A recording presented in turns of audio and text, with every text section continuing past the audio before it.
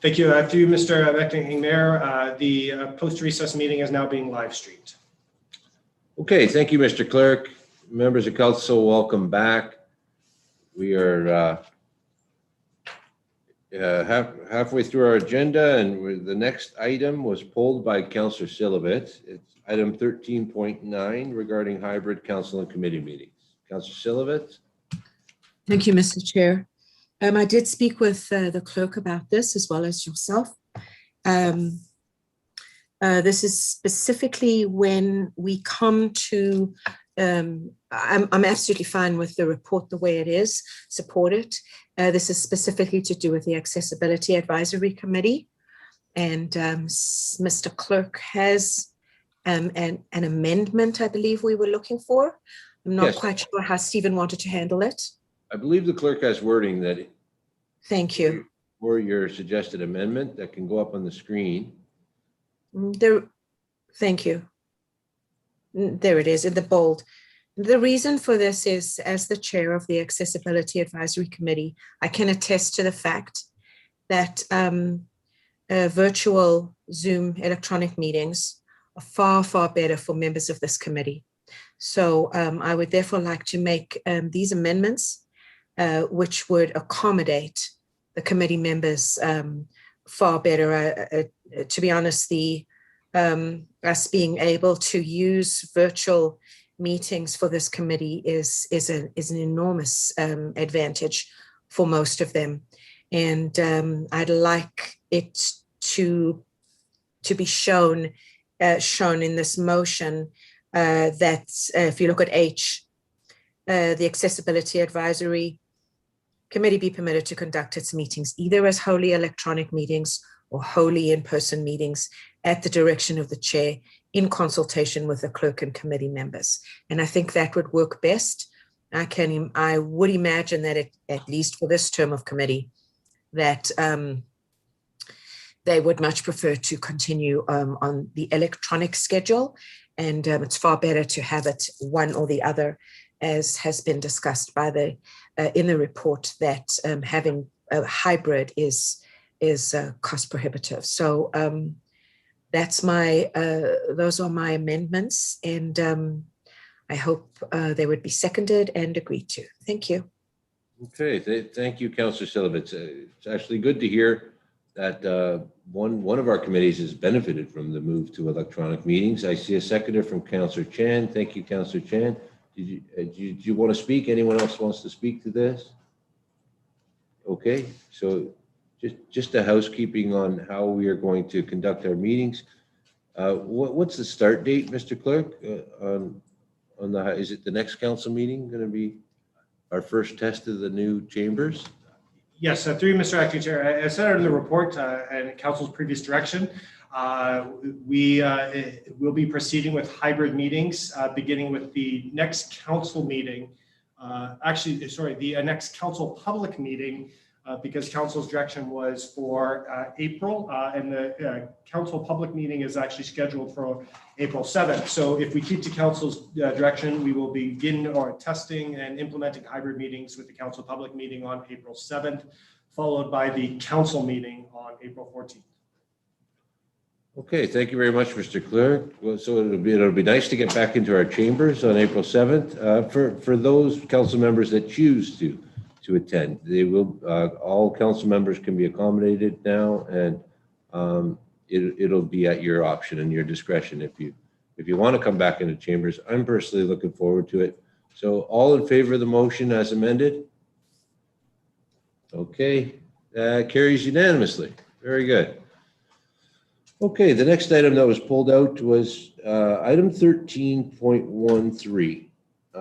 It's a report from Norman Groot, Investigation Council, PC Integrity Commissioner for the City of Richmond Hill, dated March 11th, 2021.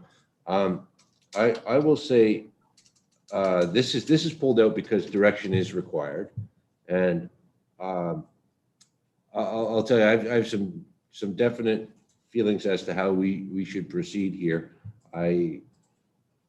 This council has already taken a vote with regards to this integrity commissioner.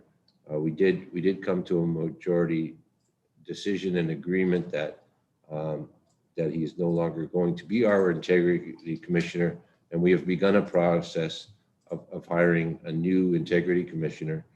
And on that basis, I think any recommendations coming forward should not even be debated or considered. I would hope that one of the members of council would move a referral of this report to the incoming integrity commissioner, that it be held in abeyance until a new integrity commissioner is hired, and that new integrity commissioner can consider the details of this case and the 3 recommendations that are significant recommendations to alter our code of conduct. I don't think that's the process by which we want to alter our code of conduct, by taking recommendations of a removed integrity commissioner. I think that the incoming integrity commissioner can consider those recommendations, and if her findings are similar, we can start that process. But I'm just looking for a mover of a referral motion. The clerk has it. Councillor Silovitz, thank you. Someone willing to second that? Is there a seconder to refer this report? Thank you, Councillor Liu. Okay, so we have a motion to refer. Mr. Clerk, are you able to get the wording, because it's the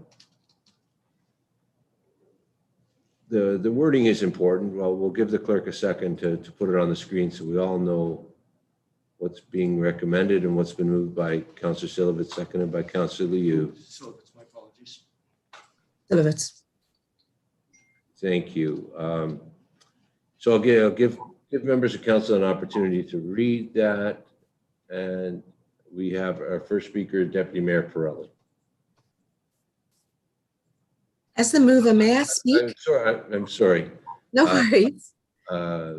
Absolutely, the mover has the first prerogative to speak to this.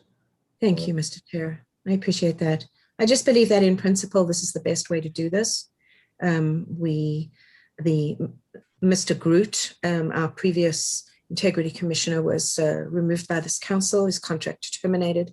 So I don't believe that it is the right thing to do to consider a report, no matter what it may say, before council that is signed and delivered by the integrity commissioner who is no longer employed by the city of Richmond Hill. So I feel that this is the best way for this city, for us as a council, to act in this regard, and that this is put in abeyance. And when the new integrity commissioner is hired, that integrity commissioner can review what the investigation and the outcome, and speak to the parties concerned, and then if there are any specific recommendations to be made to this council about amending or altering our code of conduct, our in-place code of conduct, that definitely needs to come from the new integrity commissioner. Those are my thoughts. It's pretty straightforward, and I really hope we get a majority of council on this. Thank you. Thank you, Councillor Silovitz. Councillor Liu, any comments? Or you had just moved? I'm fine, thank you. Okay, so Deputy Mayor Pirelli. Thank you, Mr. Chairman.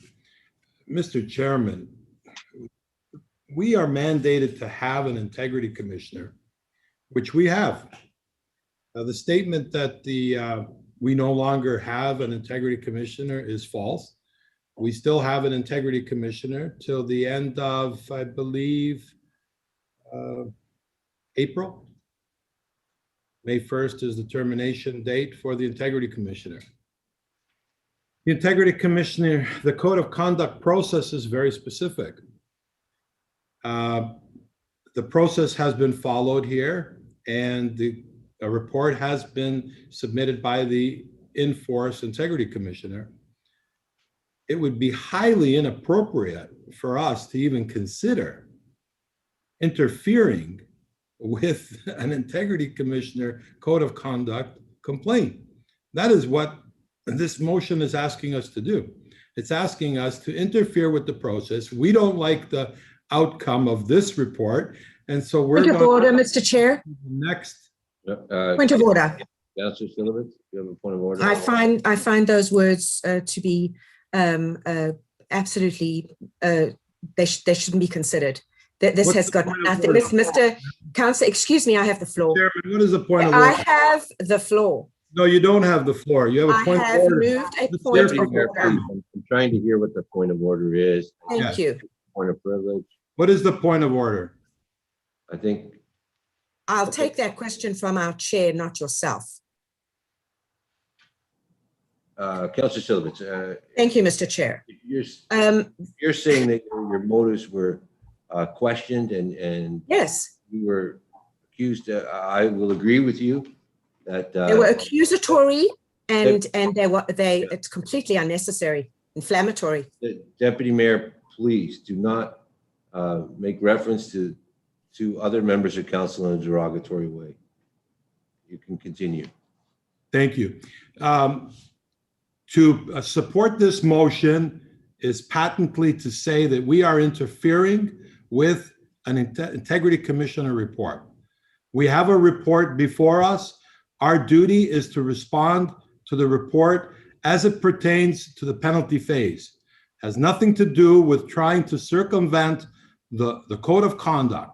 Code of conduct has been followed. We have a report before us. We cannot choose as a council whether we like the report or don't like the report and submit it to the next integrity commissioner. The process has been followed. We should not in any way be interfering with the process. I believe that if we pass this, this would be an illegal motion. We are interfering with the investigation, not our choice. What is our choice is what we plan to do in the penalty phase. The recommendation from the integrity commissioner as it pertains to the penalty phase is a reprimand. That is the recommendation. We as a council now must decide, is that the proper penalty or do we want a different penalty? Or do we just want to receive the report? But I don't believe, Mr. Chairman, that we have the opportunity, we have the right to not deal with this at this point and refer it, making a further complaint to another integrity commissioner. We do not have that right. And so through you to our legal department, I'd like to hear from Mr. DeMilta if this is legal. City Solicitor, are you available? Somebody from the City Solicitor's office there, Mr. DeMilta, go ahead. Through you, Acting Mayor DePaolo, can you see me? Yes, we can see and hear you. Great. A couple of things. One, it wouldn't be appropriate for me to answer this in open session.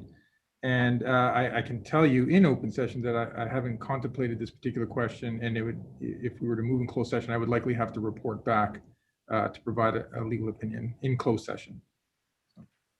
Thank you. Mr. Chairman, if we're going to undertake to vote on this, I would move that we refer to a closed session meeting to get a legal opinion, because I believe that this is patently illegal for us to do. We would be deemed to have been interfering with the Integrity Commissioner's role. And I don't think, and we don't have the right, I don't believe, Mr. Chairman, we have the right to suggest that we make another code of conduct complaint, because by referring this back to another Integrity Commissioner, that's in fact what we're doing. I don't believe this is legal. So I would move that we move into closed session at some point and get the legal opinion from Mr. DeMilta. Maybe he can work on it in the next hour or so while we continue with our meeting. And then at the end, we'll move into closed session. But I could not support this, Mr. Chairman. Absolutely not. Thank you. Okay, I don't see other speakers on a first round. Oh, okay, there we go. Councillor Chan, Councillor West, you're next. Thank you, Mr. Chair.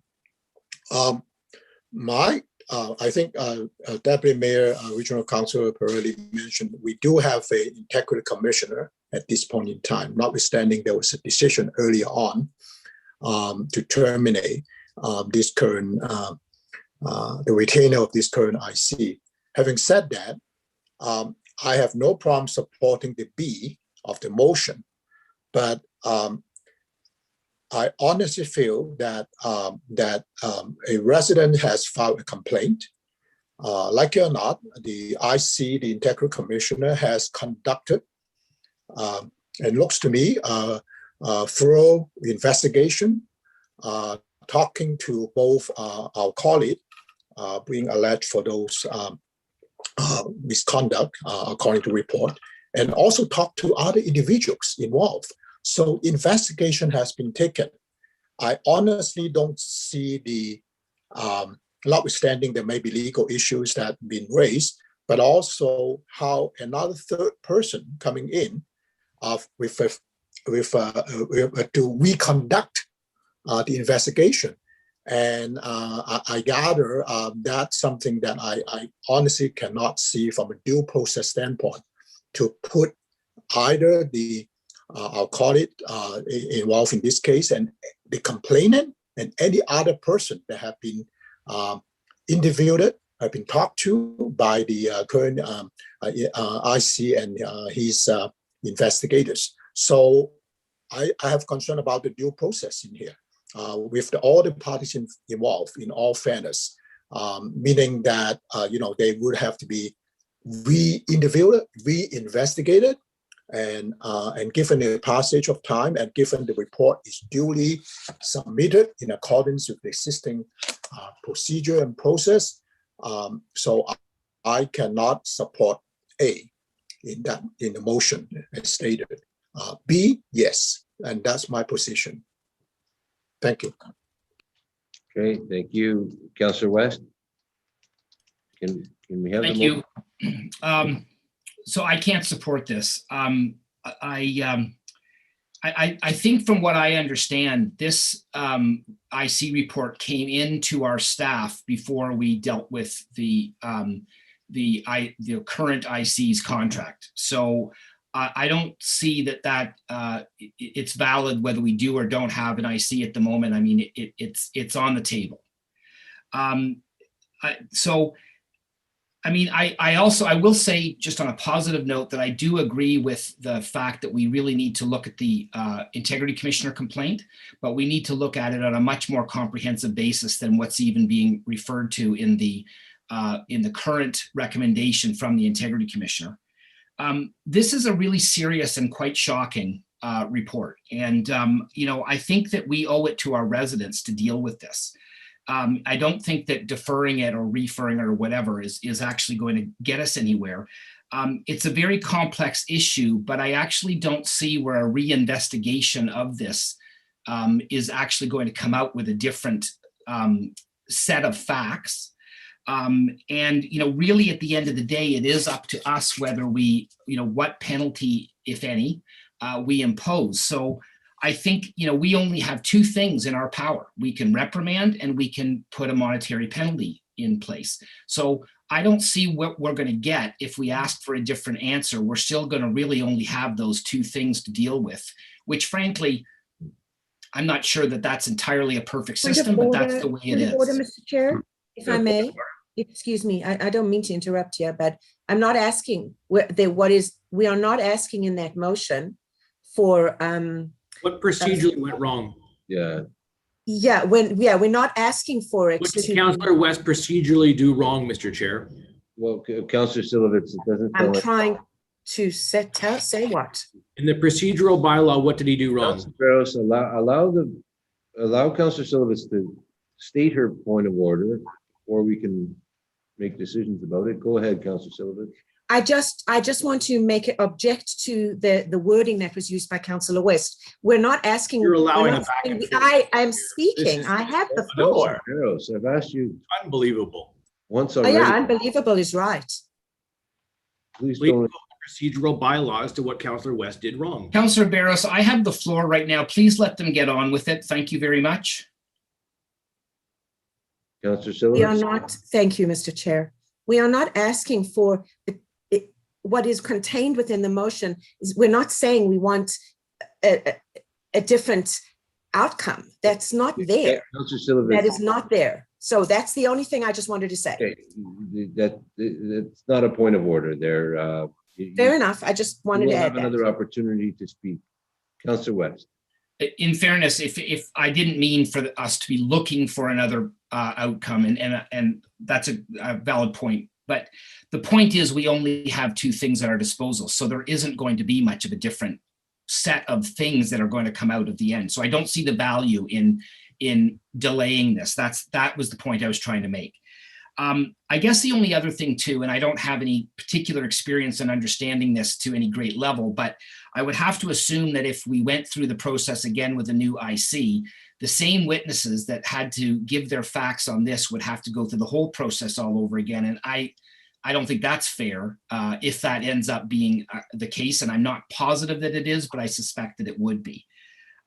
So I do have a motion that I've given to the clerk that I think fairly deals with this situation. And if this doesn't pass, then I would be willing to put that motion forward because I think I've given this a great deal of thought. I think that it is a very serious issue that needs to be dealt with and dealt with right now.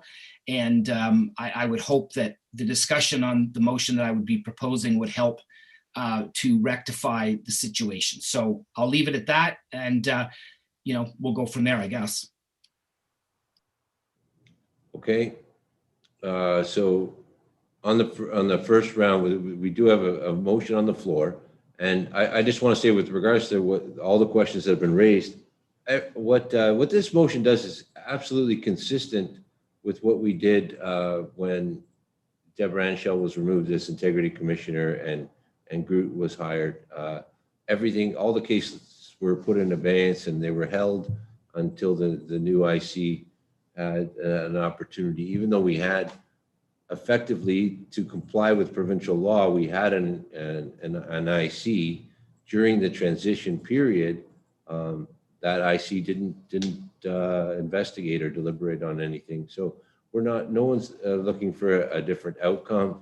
We assume that the same facts will come forward, and it may be a little onerous on witnesses, but that's the process. And we don't want to jeopardize an investigation by trying to shortcut a process. It takes however long it's going to take.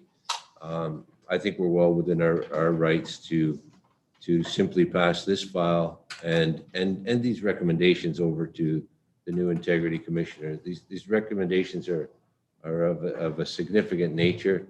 I don't think this council should be debating or considering, or certainly not implementing, recommendations made by an integrity commissioner that we've all decided is not who we're going to continue with in the future. Councillor Barros on the first round. So I think there's been some misunderstanding a bit. When there was a transition from a previous integrity commissioner, it was instructed that any complaints that had not yet been investigated be held for the new integrity commissioner. This has been investigated. This has been reported out. Completely different than what I heard someone say. The other thing that I'm looking at here is, if we were to move 13.13 as it is, we would be receiving the integrity commissioner's report, and we would be moving, as it's written on my screen, that we would be moving with a reprimand. That's it. It would take an additional act of council to then take out information in the report that we've just received to actually go ahead. Oh, so now I'm seeing a different motion here than I'm seeing as a recommendation.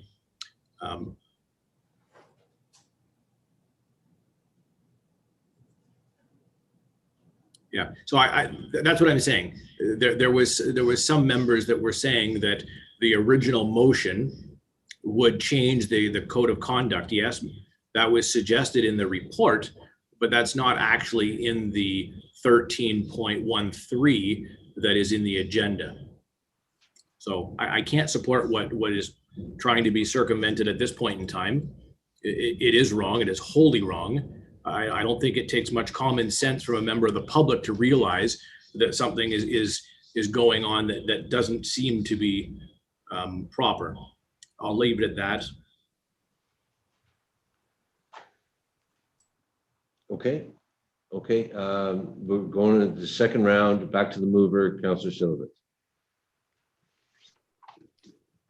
Thank you, Mr. Chair. The only thing I wanted to say was that further to what Councillor Barros was just saying, he's actually mistaken. I know for a fact that when Deborah Ansell was Point of order. removed and Point of replaced- order, Mr. Chair. Councillor Barros. She's using my name with suggesting there's facts that she holds that I'm not even aware of a conversation. If you could instruct the Councillor member Barros. not to use my name in such an offensive manner.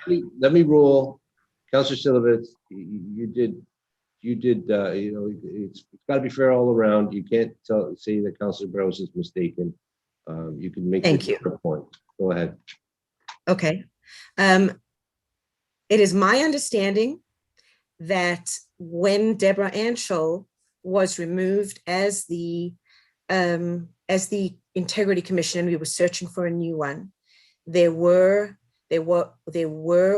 a report that had come forward, and it was held in abeyance with a decision, and it was held in abeyance for the new Integrity Commissioner to look at again and get their opinion.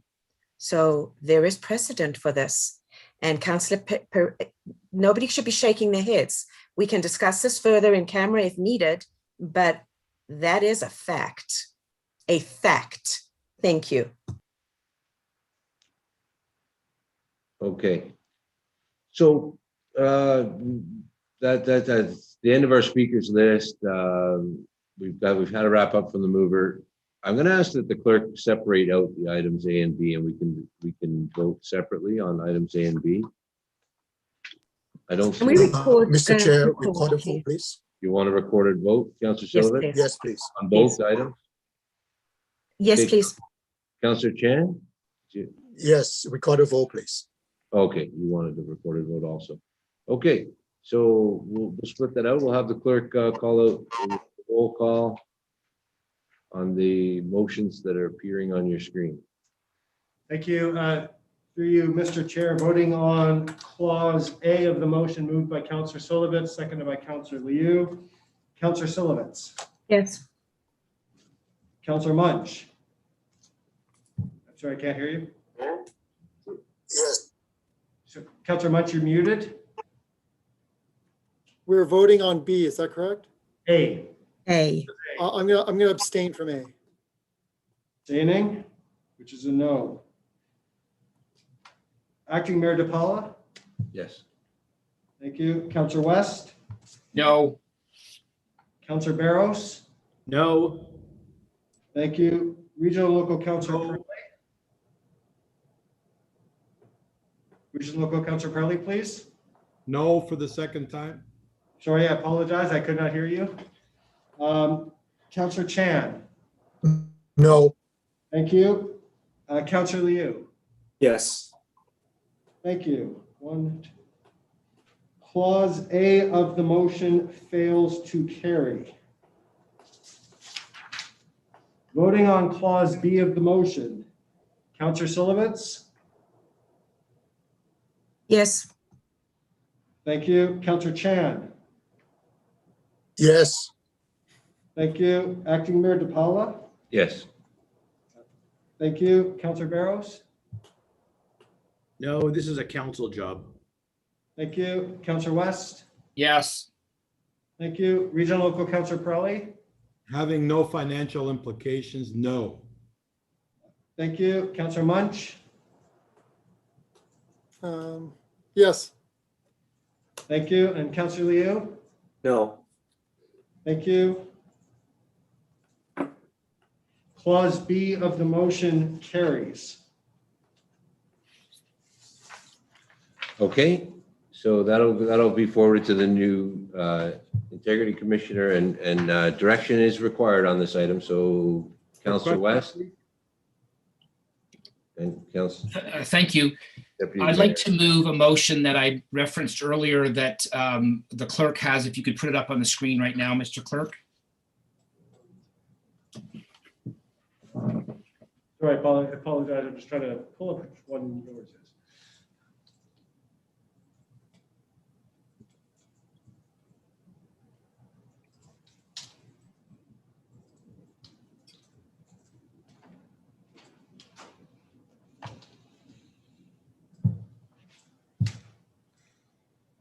Mr. Hike, if you maybe what I'll do is I'll start my presentation and you can bring it up in a moment. I do have it ready. Oh, okay, sure. Okay, so if I may, I'm just going to speak a little bit. I'll give people a more chance to read this in a second. But so I think, as I mentioned earlier, this is something that's very serious, and it is very disappointing. And I'm actually very disappointed to have to deal with this right now, as I'm sure most of us are. But I really do believe that we need to be doing something that's useful and has some possibility to correct the problem, both from, on both sides of this issue. And I've struggled with this. I don't actually believe that a monetary penalty is a useful tool. We've seen that a couple of times. In fact, we saw it with this particular councillor, I believe, in 2018, and we're back here today. So I don't think that a monetary penalty is worthwhile. And I am very cognizant of the fact that, as I mentioned earlier, we really only have monetary penalty and reprimand. We really can't mandate anything else. But in this motion, what I'm asking for is that, well, first of all, that the report be received, that we do implement the reprimand. I think that really at the end of the day, what's the problem here, the way I think it's outlined in the staff report, if I'm interpreting it correctly, is a misunderstanding of the role of a counselor.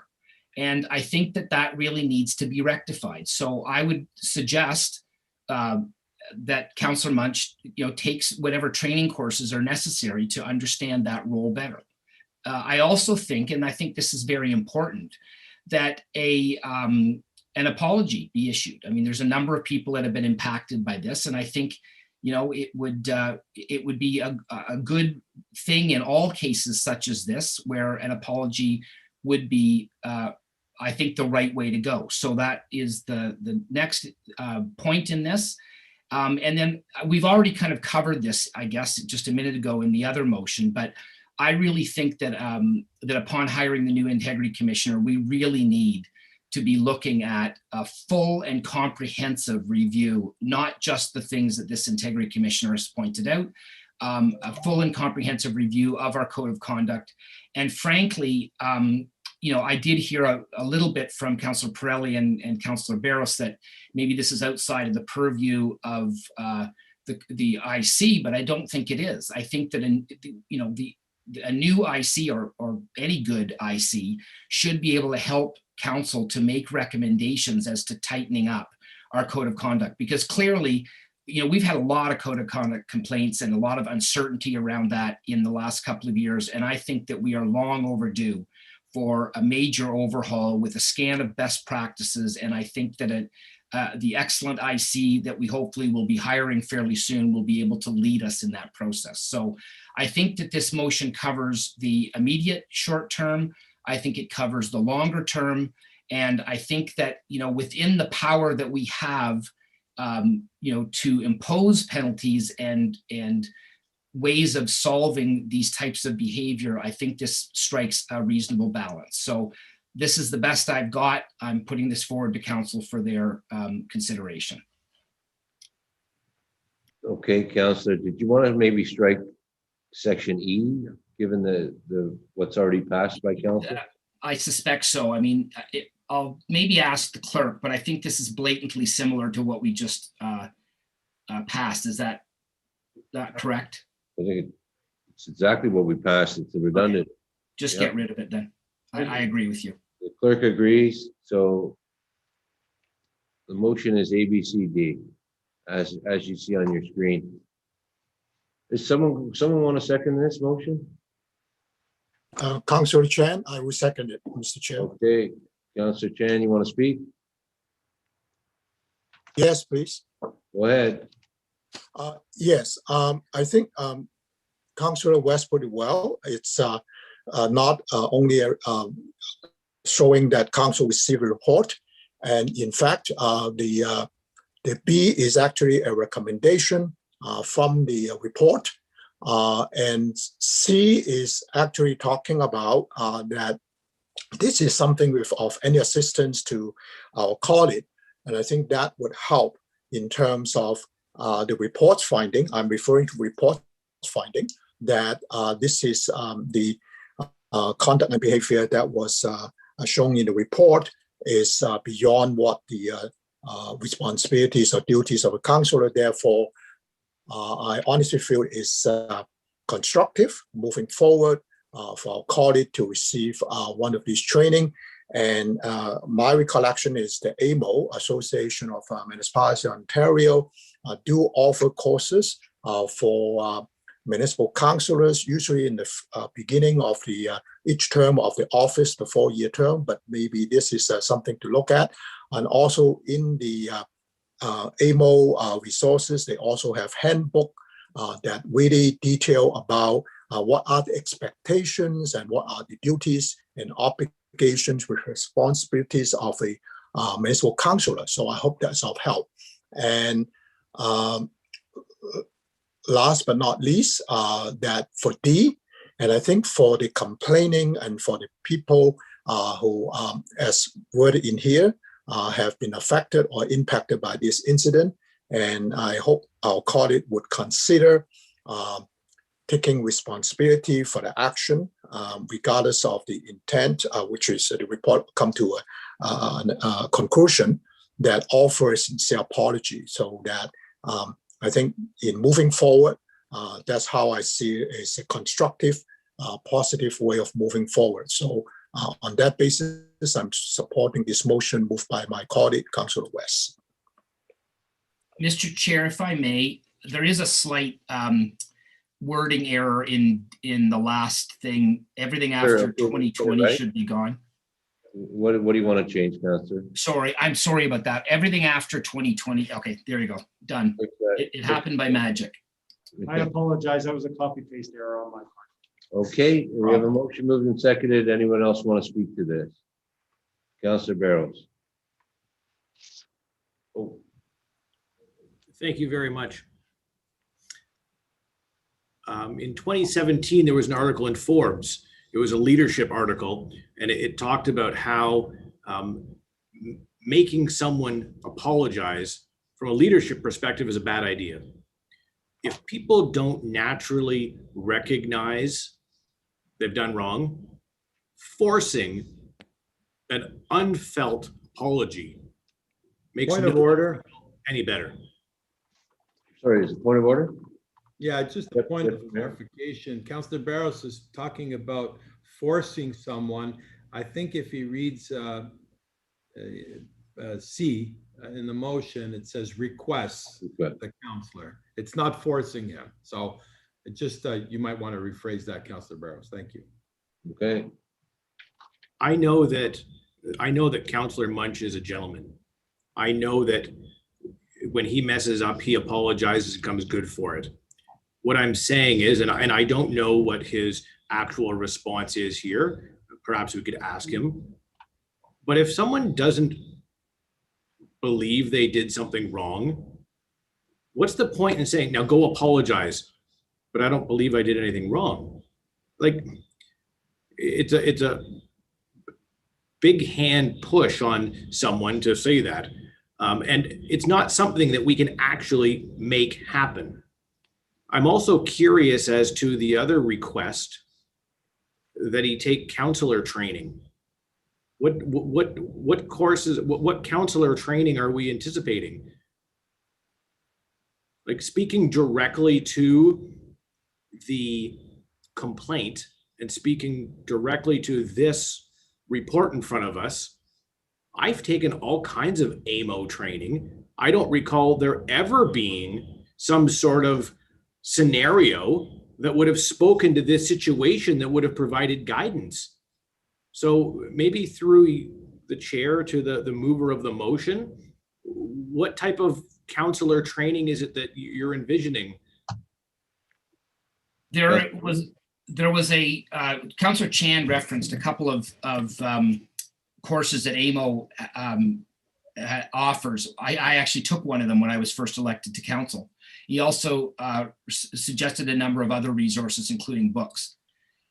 There were some statements that were made that were outlined in the public report for the Integrity Commissioner that I think make it fairly clear that there's a confusion in the role of counselor versus role of staff. And I think that was fairly clear that there, in my mind at least, and this is what motivated me to come up with this as a motion, that there needs to be some training and understanding that. You know, I got to be honest with you, I have not done a fulsome scan of, you know, what is out there. I haven't read Forbes magazine, but I will also say that, you know, it is fairly clear to me that there are different ways to be taught some concept, and we all are different in our learning styles. So me dictating, or any of us dictating exactly how somebody else should learn something isn't probably a very good idea either. So this would be up to him. And as Councillor Pirelli said, and I will reiterate that, you know, we don't have the actual legislative power to require a member of council to do C and D. It's what I would recommend. Okay, Councillor Barros just had a question about what type of training. Councillor Barros, you have the floor. Thank you. I have no doubt that Councillor Munch has taken that training and read those books. I know that he is an avid reader, and you can tell by the motions that come forward, he is quite attuned to what's going on in the community, the province, and the country at large. So it seems also to be a bit of an insult to say, well, clearly the councillor is not informed. That's a big, bold statement to take on one of our colleagues. So I can't support those requests, because we could request anything. We could request that he make a $10 million donation to the hospital for retribution, but we know we can't make that happen. So maybe it just makes us feel better, but I'm going to end with this. You know, sometimes when we point a finger, there's three pointing back at us. So maybe it'd be good for all members of council to brush up on some of those books that they've previously read and some of the online courses they've previously taken, so that we're all better. We all get sharper. But just to point the finger and say someone doesn't know what the heck they're doing, that can be a bit offensive in itself. So I can support A, I can support B, but C and D I can't support. So I would ask that A and B be voted on separately from C and D. Not 4 votes, just 2 votes, Mr. Clerk. Okay, we can do that when the time comes. Anyone, Deputy Mayor Perrell, you're waiting patient. Go ahead. Thank you, Mr. Chairman. Oh, there we go. Thank you, Mr. Chairman. Well, interesting. I believe that if I read the report correctly, and I'm referring to it right now, it says, in conclusion, although the respondents' actions were done in good faith and without malice, we determined that the respondent has violated subsection 4.3F of the code. And of course, the recommendation for a reprimand. So I have 4.3F right here in front of me. And it says, use the influence of their office for any purpose other than for the lawful exercise of their official duties for municipal purposes. And the word that sticks out to me, Mr. Chairman, is for their for any other purpose other than the lawful exercise of their official duties. So here we are. If we support this motion, I don't believe we have, I don't think it's right, as Councillor Barrows put it, to insult a member of council by asking them, not ordering them, but asking them to do something that we really don't have the authority. It's not part of our job. It's not part of our office to suggest whether he apologized to somebody or whether he take extra courses. And so in a roundabout way, if we were to support this, we would in fact be, as a council, be in violation of the Code of Conduct, section 4.3F, by using our influence to even talk about making these suggestions. And I see Councillor Munch is nodding his head. And so I want to apologize to you, Councillor Munch, because this is exactly what they're accusing you of doing, is we're using our influence and our podium here today, if we support these motions, for a purpose other than the lawful exercise of our official duties. Our official duties are here today simply to do one of two things: either reprimand Councillor Munch or impose a financial penalty. And the other two things are outside of our official and lawful exercise of our official duties for municipal purposes. And I couldn't possibly be a party to violating this man's rights when we're talking about the code of conduct that he allegedly violated and was subsequently found guilty to have done. So back to, I cannot even entertain C and D. I won't even talk about that because that's not part of our official duty. But I will speak to 1A and B. A, absolutely, we're going to receive the report because the proper process was followed.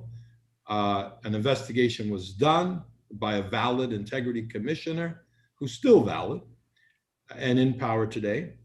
And the report is before us for determination. We have to choose whether we reprimand or we just receive the report, that's an option, and do nothing, or that we impose a financial penalty. So my mind keeps going back, and I've read this report over and over and over again, but I just can't get the conclusion out of my head. It says that the respondents' actions were done in good faith. Thank you, Mr. Chairman. That the respondents' actions were done in good faith and without malice.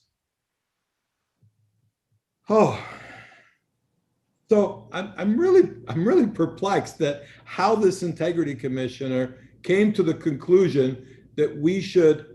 So clearly, all of the allegations in the report were trespassing, not having authority to go into the home. Now, had Councillor Munch been found guilty of trespassing? Absolutely. Then he did something wrong. If he had entered the home illegally, well, that would be something wrong. But he did everything he did in good faith, without malice, and somehow they say he did that, used the influence of his office for any purpose other than lawful exercise of his official duties or municipal purposes. So I think the debate, Mr. Chairman. Okay, time's up, wrap up. I'll speak on round two, Mr. Chairman. Okay. Okay, on the first round, I don't see any of the speakers. I don't want to belabor any of this. I think C and D are outside of our mandate, even to make a request. I do agree that, as uncomfortable as it is, make ruling on our colleagues. We have the three options to receive, reprimand, or enact a monetary penalty. I share the fact that there's inconsistencies in the findings here, in that if someone acts in good faith and without malice is intervening for what he believes is the best interest of his residents, and we have to give a little bit of latitude to a counselor to do that job. And, I don't support the reprimand, but this is again why I wanted the entire matter to refer. I didn't want us today here to make ruling based on this Integrity Commissioner's report. So that's where I stand.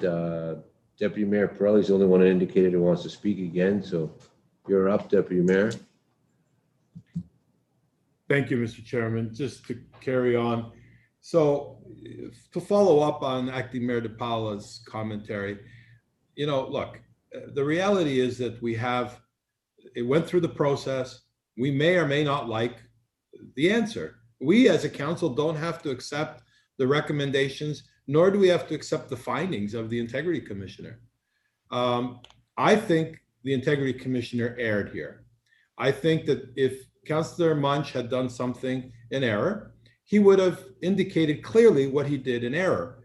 Instead, it goes in a roundabout way, and I think we really need to focus on the conclusion, which is he acted in good faith and without malice.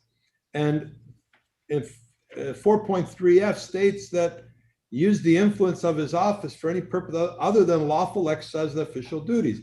So the question comes down to this: did he do something that was outside of his official duties for this purpose? And I think the answer is very clear. We don't have a definitive answer on that. He believes that he was doing what he needed to do as a member of council representing the constituents in his ward. That's what he believed. There's no evidence to indicate the contrary. So if there's no evidence, we got to give the guy the benefit of the doubt. He's a good man. He's a good-hearted person. He's a pillar of the community. He's there to help anybody, anytime anybody wants help. He's always been there for me, for anybody in the neighborhood. And to suggest that we reprimand him for something that the Integrity Commission themselves says he acted in good faith. I'm sorry, I just can't punish someone for something that, they didn't do. So, he didn't violate any laws. He didn't break any laws. He didn't break any bylaws. He acted in good faith. And yet somehow from that, they extrapolate that it just doesn't make any sense. I think the Integrity Commissioner got it wrong. I think the investigation was good, but the conclusion did not match the investigation. So I want A, B, C, and D separated, Mr. Chairman. I will support A. I will not support B, C, or D. Thank you.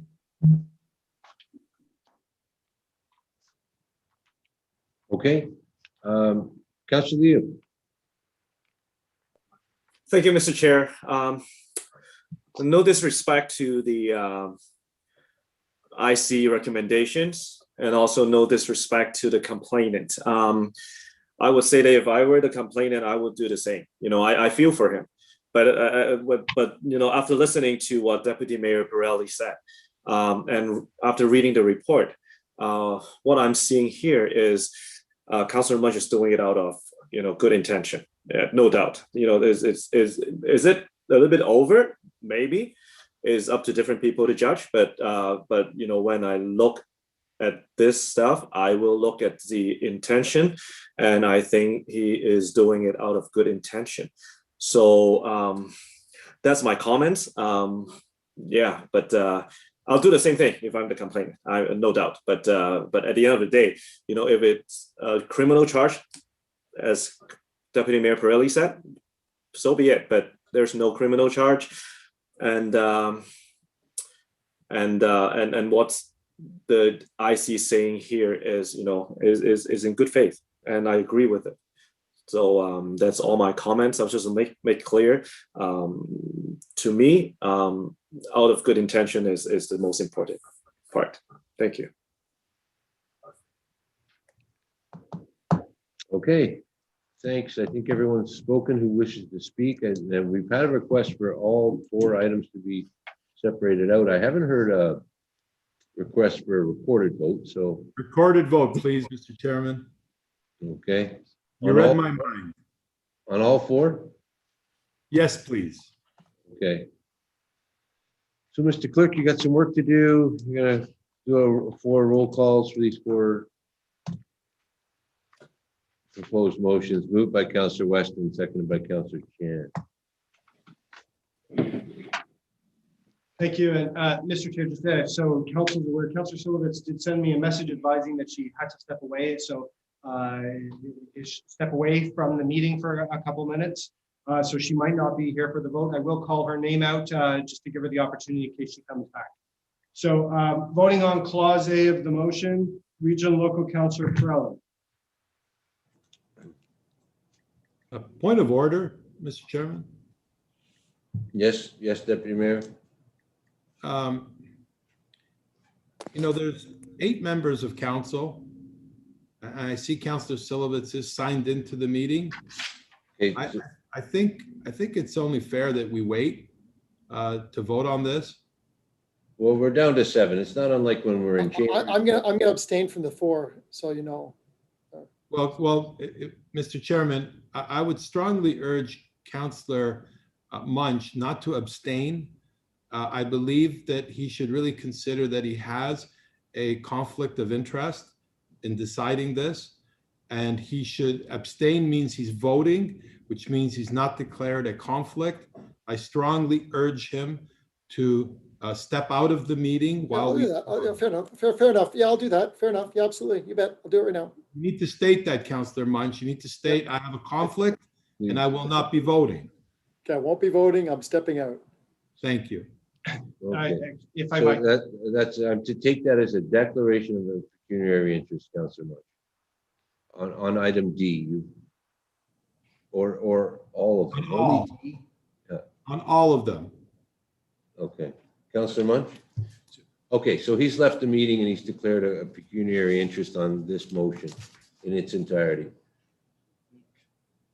And the clerk is noting that. Thank you, Mr. Chairman. Yeah, that's council's prerogative. He didn't declare it at the beginning, but he is doing so now. So we have 6 remaining councilors. We have a quorum. Unlike, not unlike when we're in council chambers, council members can leave. If you leave, you're not part of the vote. And when you return, you become part of the vote. So here we go. Roll call from our clerk. thank you. Through you, Mr. Chair, voting on Clause A of the motion, Regional Local Councilor Perrelli. Yes. Thank you. Councilor Munch has declared a pecuniary interest. Councilor Chan. Yes. Thank you. Councilor Liu. Yes. Thank you. Councilor West. Yes. Thank you. Councilor Barros. Yes. Thank you. Councilor Silovitz, if you are there. It appears that Councilor Silovitz is absent for this vote. And Acting Mayor DePaula on Clause A. It's a no for me. Thank you. So Clause A of the motion carries. Voting on Clause B of the motion, Regional and Local Councilor Perrelli. No. Thank you. Councilor West. Yes. Thank you. Councilor Silovitz. It appears that Councilor Silovitz is absent for the vote on this clause. Councilor Liu. No. Thank you. Acting Mayor DePaula. No. Thank you. Councilor Munch has declared a pecuniary interest. Councilor Barros. No. Thank you. And Councilor Chan. Yes. Thank you. Clause B fails to carry. Voting on Clause C of the motion, Regional and Local Councilor Perrelli. No. Thank you. Councilor Liu. No. Thank you. Councilor Barros. No. Thank you. Acting Mayor DePaula. No. Thank you. Councilor West. Yes. Thank you. Councilor Chan. Yes. Thank you. Councilor Munch has declared a pecuniary interest. Councilor Silovitz. Councilor Silovitz appears to be absent from the vote on this clause of the motion, and Clause C of the motion fails to carry. Voting on Clause D of the motion, Regional Local Counselor Pirelli. No. Thank you. Counselor Barros. No. Thank you. Counselor Chan. Yes. Thank you. Counselor West. Yes. Thank you. Counselor Munch has declared a pecuniary interest. Counselor Liu. No. Thank you. Counselor Silovitz. It appears that Counselor Silovitz is absent for the vote on this clause. And Acting Mayor DePaula. No. Thank you. Clause D fails to carry and only Clause A of the motion is carried.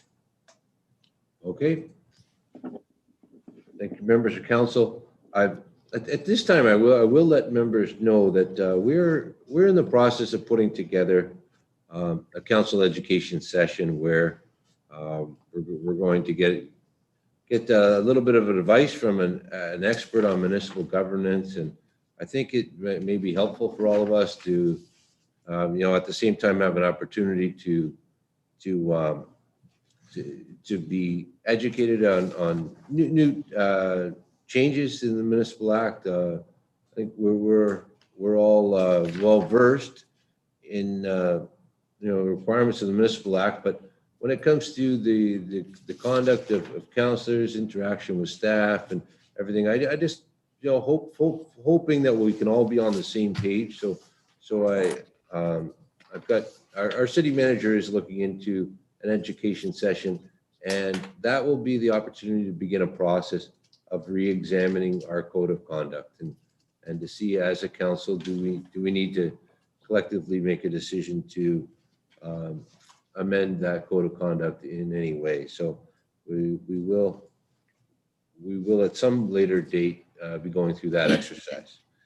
So the only other item that was pulled, we have one remaining item that was pulled, and then we have a time-sensitive matter from Councillor Munch. But first, it's 13.1.4, 13.14. Deputy Mayor Pirelli, you pulled this. Thank you, Mr. Chairman. I wanted to separate this one for a little bit of discussion. So let me get my notes here. This is such an amazing, amazing proclamation, Mr. Chairman. I see that some of my council colleagues have, stand up and let's show the world that we support World Autism. Thank you. That's awesome. I hope I encourage all the rest of the members of council to look into this and support this worthy cause for Carrie's Place. This is an initiative by one of our finest York Regional Police officers named Adam McEachern. I want to say it right. Officer Adam McEachern. And what Officer McEachern is attempting to do is this thing called the Murph Challenge, and he wants to raise money. Now, what he's going to do is he's going to attempt, I don't believe he's going to attempt to break the world record, which is 18 times the Murph numbers, but he's doing somewhere in between 16 and 18. And he's going to attempt in 24 hours, in a 24-hour period, to do 5,100 air squats. I don't know what they are, but 5,100 of anything is a lot, okay? 3,100 push-ups. I think if I added up all my push-ups in my entire life, I haven't done 3,100. And 1,700 chin-ups. Unless that's a fruit drink, I mean, I can't do one chin-up. So good for him to do 1,700 and run 34 miles and do all of this in a 24-hour period to raise money for awareness of autism spectrum disorder and Carrie's Place Autism Service is just so heartwarming and so rewarding that we have to support this initiative. Not just proclaim the day, but to go to their website, go to the officers and support them with a financial contribution. And I hope that everybody that's listening will seriously consider that. Autism is something that affects probably all of us in one way or another. I have two cousins who have autism. One is on one end of the scale, one is on the other end of the scale. And it's really, really difficult and very, very expensive to get proper training. And I want everybody to realize that I have a lot of experience with autism.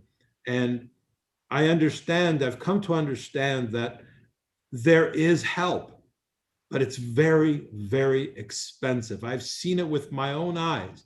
Non-verbal kids learning to speak. It's absolutely amazing. And how those parents feel when they see that. But you know, you got to spend to get the proper treatment. This is therapy. It costs $60, $70, $80 an hour. And a lot of families simply cannot afford that. So we need to open our hearts. More importantly, we need to open our wallets and give as much as we can. Obviously, these shirts are one way to participate. And I see some of my council colleagues have made the contribution of $25. At least that's what I paid, unless they charged me more. But I'm sure you all paid the same thing.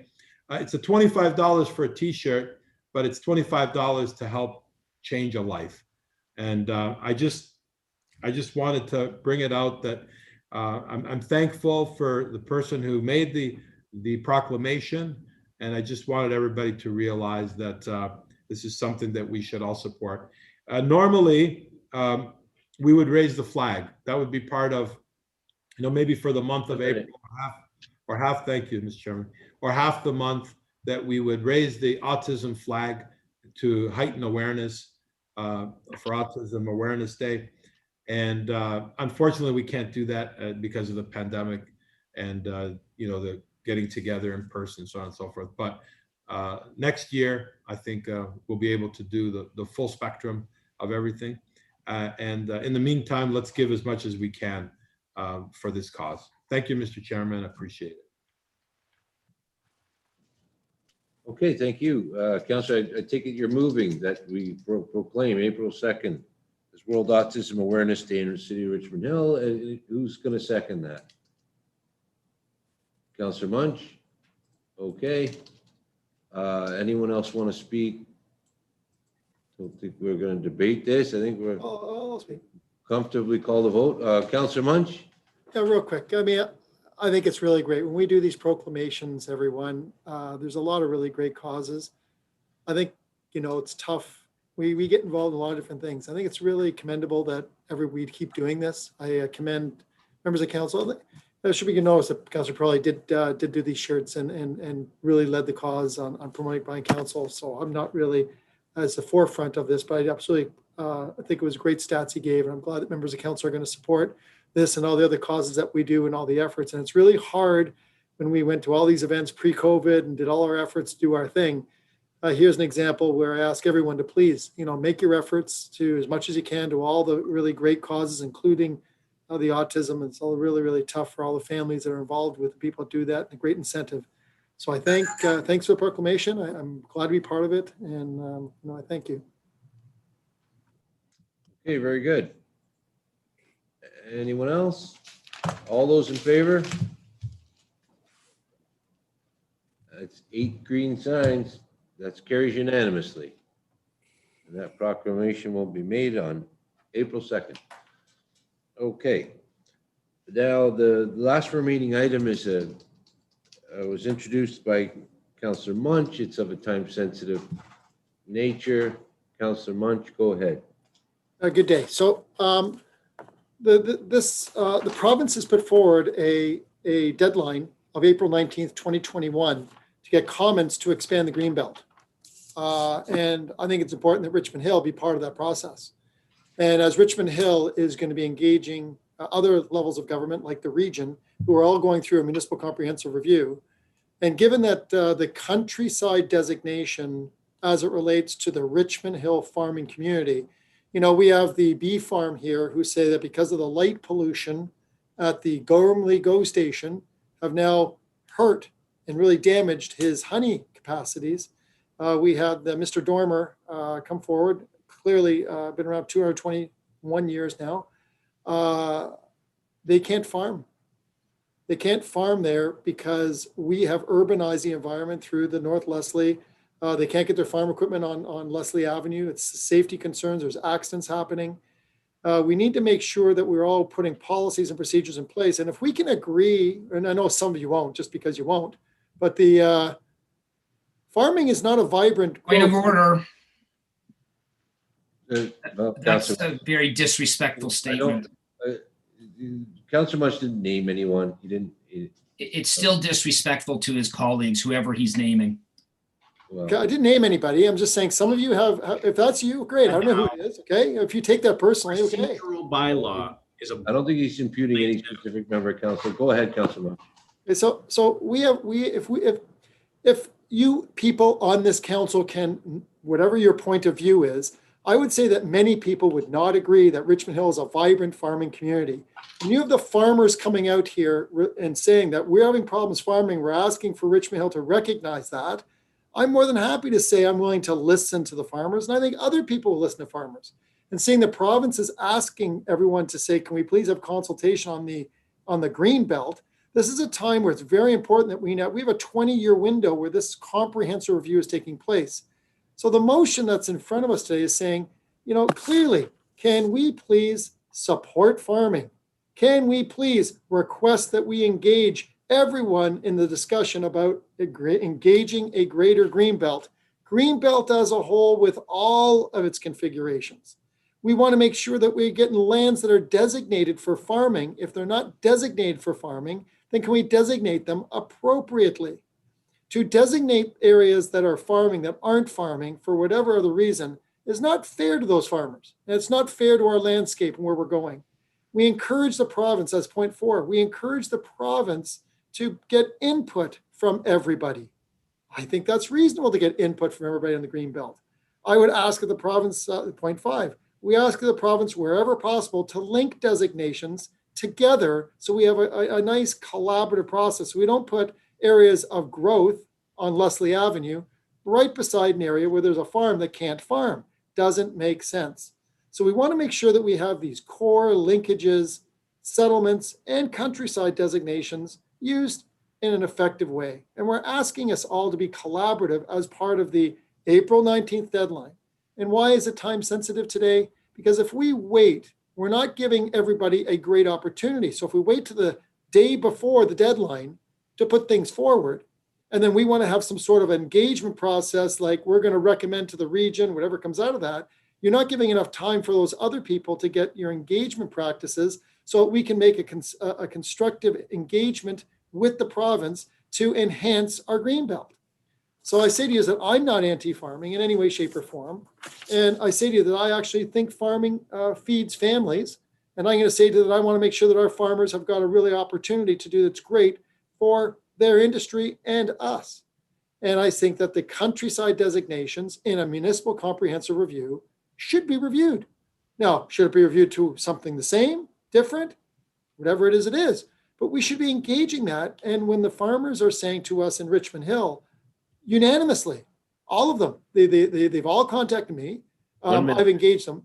So I say to you that I think this is important that we engage this process of discussion and inclusive. That's all what this motion's about. So I look forward to your discussions. If we want to delay it, I'm okay with having it delayed. I just want the principle of all this is that we have a deadline of April 19th by the province of Ontario. And I would like to see that all our local, regional governments and the people and the parties involved in that have an opportunity to engage in a comprehensive way that, we can let the process go forward with. That's it. Thank you. Thank you, Councillor. I'm going to ask for a seconder before I go to the next speaker. Unless Councillor West, did you want a second? No. Okay. Councillor Munt, your intention was to kick off discussion, gauge the public before this critical deadline. What is the exact nature of your motion? We just want to get clarification. I sent it to the clerk, I'm sorry. So if I can read it, do you want me to just read the thereas or the, No. I just wanted to clarify. It's the full motion that you're wanting at this time. You're not wanting to make I corrections. mean, if you want, I can also do a notice to tell everybody. Presented as a notice of motion. Yeah, we can do that too. So if you want, we'll give a notice to motion. No problem. We'll give a notice to the motion to say that we really want people to be consulted during this process before April 19th.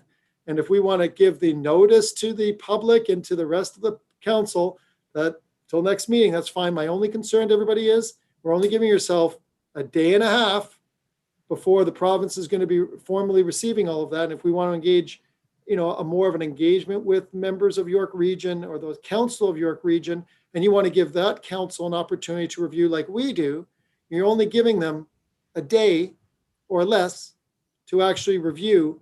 And hopefully they will do everything in a day at the region. I would rather us just say now, can we please engage in it now? But if council wants to, if you guys don't want to do this, that's fine too. I really think we need to do this. Council did vote to hear this out. This is an item now officially on our agenda. You can go any way you want with the motion, Councilor. If it's council's wish to give a notice of motion, we'll give a notice of motion to the next council meeting. But please keep in mind, everyone, it's giving us 1 day to allow it to get to the region. And it's going to put a lot of pressure on our regional council representatives to carry this forward at the region with all the other members of the region. And if that's okay, I was just trying to give everybody at the region and everyone else an opportunity to have more time. But I'm happy to do a notice of motion for our next council meeting. First round, your time. We'll hear from other speakers. We don't have a motion on the floor then, but we have an agenda item on a time-sensitive matter, and you've outlined what that item is. Councillor West, do you want to speak to this? Well, actually, I'm not sure what I'm speaking to, and I'm actually, forgive me, but I'm not actually sure from a Richmond Hill context what notice of motion means. I was under the understanding that we have a motion that we're going to be dealing with. So what exactly is a notice of motion? Okay, well, every councillor has a prerogative 1 week before a council meeting to state their intention to debate a motion and a motion circulated. So can I ask Mr. Chair, sorry, I'm clear on that. Can I ask Mr. Hike to let me know where the notice of motion thing is in our procedural bylaw? Because I don't think I've ever heard of that. I've heard of it at the region. I've not heard of it here. Well, I'm glad to turn it over to the clerk, but the council voted, a majority of council voted to introduce this time-sensitive matter so that Councillor Munch could introduce a motion. Now, and he hasn't done that, and I'm not sure what a notice of motion is. That's what I'm asking. Well, he suggested a motion, and in the absence of a seconder, it's his prerogative to change course and leave his motion as a notice of motion. I would relinquish the chair and second his motion, but that would take the public out of the process. And I think you're right. I think, as was said, I think it's more important that we have 2 weeks for our public here in Richmond Hill to consider this than regional councillors to have the benefit of 2 weeks. But the fact is that we have a major MCR, and the region of York is going to be making a 20-year plan that's going to be set in stone. It can only be changed every 10 years or even reviewed every 10 years. And the deadline for us to make comments to assist our agricultural community in Richmond Hill is April 19th. So, okay, there's still no motion on the floor, so I'll defer my speaking until we have a motion, because I'm still waiting to hear the answer to what notice of motion is, or what we're actually doing at this point in time. So I'll defer my opportunity till later. Okay. Well, Councillor Barros is indicating a request to speak. Go ahead. A notice of motion Councillor West, is no different than when we do a member's motion and we give it to the clerk 2 weeks before the meeting, so that it's then sent out to all members of council so that we have an opportunity to know what it's going to be on the agenda. So it's just terminology, but it's giving members of council the opportunity to know the body of what that motion is. Today, it was brought as an emergency time sensitive without any of us knowing what the content was. And I'm failing to see what the emergency time sensitive nature of it is. So I have a question through the chair to the Commissioner of Planning. Mr. Kwan, the province is looking for input on how to grow the Greenbelt. Has the province communicated with the city? Commissioner Kwan? Through you, Mr. Mayor, the normal protocol is to publish it on their website, the request for comments for any stakeholder, municipality, or participant within that deadline, and any party is free to do so within that window to provide those comments.